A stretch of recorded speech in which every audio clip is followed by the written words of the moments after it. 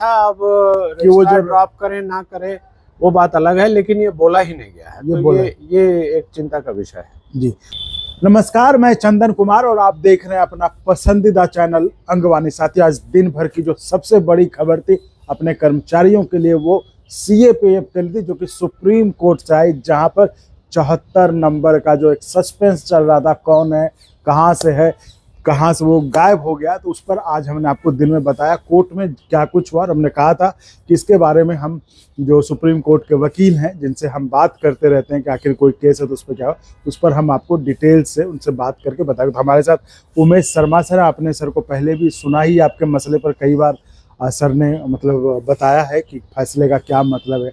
Sir, पहले तो बहुत स्वागत है आपका। और आपने जैसे दिन में देखा ही होगा सुप्रीम कोर्ट में जो हुआ, तो इसको सर आप थोड़ा अगर समझा सकें, जो CAPF के लोग हैं वो थोड़ा तफसील से उसको समझ पाएं। ये लोगों को समझाने के लिए मैं बताता हूँ कि हुआ ये ऐसा था कि बहुत सारे नए पार्टीज बनाए गए, मतलब इंटरवेनर वो सब जो कहते हैं, जो पार्टीज। जी। तो अफेक्टेड लोगों का वो बहुत सारी कंसिडरेशन होती है, और हर वकील का अपना सोचने का तरीका होता है, काम करने का तरीका होता है। तो हम किसी को ये नहीं कह सकते कि ये गलत है या सही है, क्या है, लेकिन उसका कंसीक्वेंस आपको समझना पड़ता है। तो 74 नंबर एक रेस्पोंडेंट था, जिसको कि सर्विस के लिए 2-3 डेट से लगातार डेट लगे जा रहा था। तो कोर्ट ने रजिस्ट्रार के यहाँ लगा दिया गया है। सुप्रीम कोर्ट की प्रक्रिया ये है कि रजिस्ट्रार के यहाँ जो सर्विस रिपोर्ट, प्लीडिंग कंप्लीट हुई कि नहीं हुई, काउंटर फाइल हुआ, रिप्लाई फाइल हुआ, एप्लीकेशन लगी कि नहीं लगी, ये सब काम करने के लिए सुप्रीम कोर्ट में रजिस्ट्रार को भेजा जाता है। मतलब रजिस्ट्रार के कोर्ट में, यानी कि शुरुआती काम है, उस केस पर फैसले के पहले की तैयारी रजिस्ट्रार करते हैं कि कागज सारे सही हैं, क्या नहीं है, सब कुछ है। फिर उसके बाद ऑफिस रिपोर्ट बनती है, और आज की सुनवाई में ये भी बात सामने आई कि ऑफिस रिपोर्ट ही गलत आ गई थी। तो ये सब जो कंटेस्टिंग पार्टी है, जो भी पिटिशनर है या रेस्पोंडेंट है, मैं वैसे बता रहा हूँ, उसकी ड्यूटी होती है कि वो पीछे लग के इन चीज़ों को देखता रहे। अगर कुछ गलत बन रहा है तो उसको स्टाफ को बोले कि आपने गलत बताया, ये बनाया है, इसमें ऐसा नहीं है, ये कागज देखिए, वो कागज देखिए। तो जिसको कि हम जनरल भाषा में पैरवी करना बोलते हैं। तो मुकदमे की पैरवी का ये क्रम है, आपको पीछे लगे रहना पड़ता है। हमारा केस है तो ऑब्वियसली हमें लगना पड़ेगा। हाँ, जिस किसी का पार्टी है, जिसका इंटरेस्ट है, वो उसको लगे रहना पड़ता है। और चूंकि क्लाइंट बहुत ज्यादा इन चीजों को समझते नहीं है, डिस्ट्रिक्ट कोर्ट में तो क्लाइंट ही चले जाते हैं, कर लेते हैं। हाई कोर्ट या सुप्रीम कोर्ट लेवल पर तो संभव ही नहीं है कि कोई क्लाइंट या जो भी अफेक्टेड पार्टी है वो जाकर रजिस्ट्री में कुछ कर सके। ये सबके बस का नहीं होता है। जो लॉयर हैं या जो उनकी टीम है, उनके जूनियर्स हैं, उनके क्लर्क्स हैं, और वो सब करते हैं। तो ये करना चाहिए था, चलिए नहीं हुआ। तो ये बात अभी सामने आई कि ऑफिस रिपोर्ट जो बनी थी वो भी गलत बनी थी।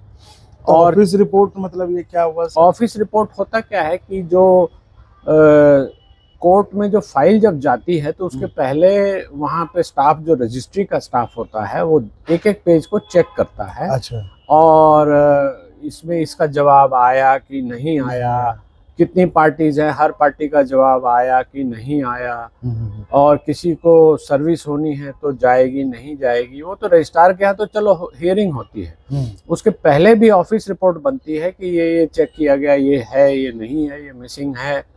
उसमें फिर वकील का रोल होता है, वहाँ पर आपको थोड़ा बहुत भागदौड़ तो करनी पड़ती है। उसके बाद ये चीज़ आज की हियरिंग में आई कि 74 नंबर के बारे में ये बताया गया कि जो पिटिशन साइड से थे, उन्होंने बताया कि वो रिज़ाइन करके जा चुका है। तो रेस्पोंडेंट साइड, चूँकि उसको रेस्पोंडेंट बनाया गया था, तो रेस्पोंडेंट साइड इस केस का अगर आप समझें तो क्या है कि इस केस में भारत सरकार अपने CAPF के कर्मचारी जो रिटायर्ड ज़्यादातर हैं, उनके विरुद्ध आई है। उनके फेवर में हाई कोर्ट से फैसला हो गया था कि इनको पेंशन OPS दीजिए। तो उसके विरुद्ध भारत सरकार आई है सुप्रीम कोर्ट में। हाँ, सुप्रीम कोर्ट में आई है। तो पिटिशनर भारत सरकार हो गई, रेस्पोंडेंट कर्मचारी का पक्ष हो गया। जो लोग जिसमें जो जुड़ते हैं, जो लोग हैं अफेक्टेड हैं। तो उसमें एक 74 नंबर था जिसको कि पार्टी था, उसको सर्विस होनी थी, उसके नाम पे 2-3 डेट से सर्विस नहीं हो पा रही थी। तो आज ये बात खुलकर आई कि उन्होंने रिजाइन कर दिया है और वो चले गए हैं, तो उनको सर्विस नहीं करनी है हमें। हालांकि ये होना चाहिए था कि उनको ड्रॉप कर दिया जाए, ये किसी भी साइड से। अगर रजिस्ट्रार, मतलब आप ये कह रहे हैं कि ये आज ही हो सकता था? आज हो सकता था। अच्छा, दोनों में से ऐसा नहीं है कि पिटिशनर साइड ही बोलेगा, रेस्पोंडेंट साइड ही बोलेगा। कोई भी चीज इस बात को, कोई भी पार्टी इस बात को पॉइंट आउट कर सकती थी कि उनके नाम पर सर्विस नहीं हो रही और रिजाइन करके चले गए, तो उनका इस केस से कोई लेना देना नहीं है। तो आप अपने ऑर्डर से उनको ड्रॉप कर दीजिए। एप्लीकेशन लगाने की अलग से आवश्यकता नहीं है। एप्लीकेशन लगाने का मतलब क्या है कि अब सुप्रीम कोर्ट में एक एप्लीकेशन फाइल होगी, उस पर नोटिस होगा, उसका जवाब आएगा, फिर जाकर ऑर्डर होगा। तो 2 डेट 3 डेट भी खींच सकता है और तब तक ये मामला लंबित रहेगा कि कोर्ट के सामने ये भेजा नहीं जाएगा। नहीं, वो जो 12 तारीख जो कहा गया है कि अभी तो हाँ, उन्होंने बोला कि इनके लिए एप्लीकेशन अगर ये लगा देते हैं तो वो ड्रॉप कर दिया जाएगा। ड्रॉप करके फिर वो जज के सामने वो भेजा जाएगा, कोर्ट के लिए मामला तैयार हो जाएगा। वही तो मैं समझा रहा हूँ कि अगर वो एप्लीकेशन लगती है तो फिर अब वो उसमें क्या लिखा गया है उसके बारे में आप कुछ कह नहीं सकते। प्रक्रिया ये है कि उस एप्लीकेशन का जवाब मंगाया जाता है, कंफर्म किया जाएगा कि हाँ जी ये रिजाइन कर गए हैं, नहीं कर गए हैं।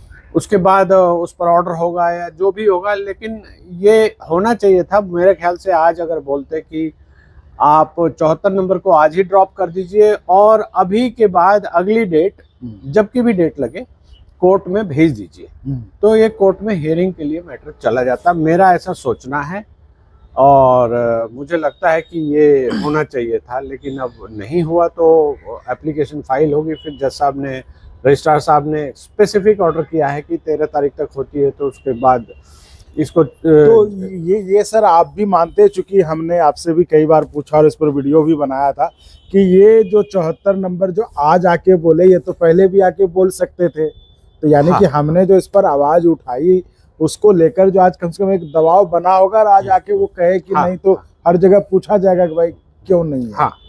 बिल्कुल, तो जो सुनवाई टलती जा रही, बिल्कुल हो सकता है ये कोर्ट में क्या बोला जा रहा है वो बाहर की बातों का ही असर होता है।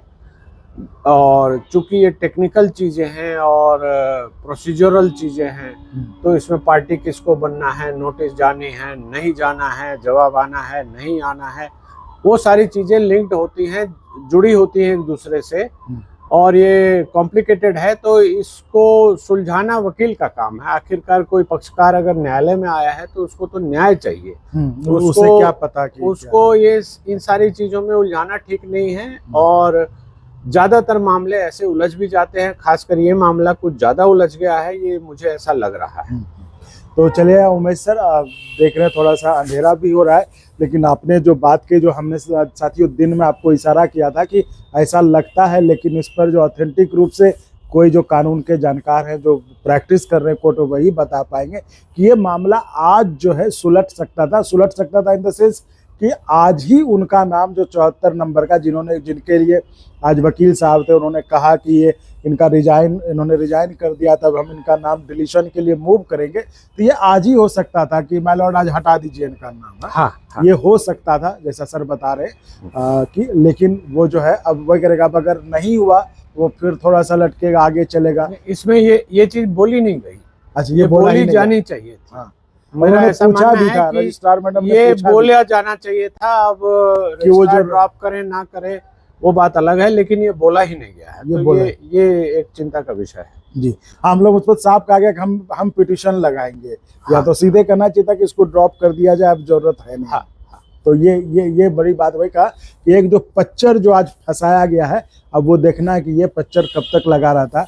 इसलिए साथियों चैनल को सपोर्ट करिए और हम तो आपके लिए आवाज उठाते ही रहेंगे। सर आपका बहुत बहुत धन्यवाद, आपने समय निकाला, और आप जय हिंद। और अगर आपको अच्छा लगा तो एक बार और आपको मैं कहना चाहूँगा कि आप इसको प्लीज सब्सक्राइब और शेयर करते रहें, ताकि हमारा भी मनोबल और सपोर्ट बना रहे।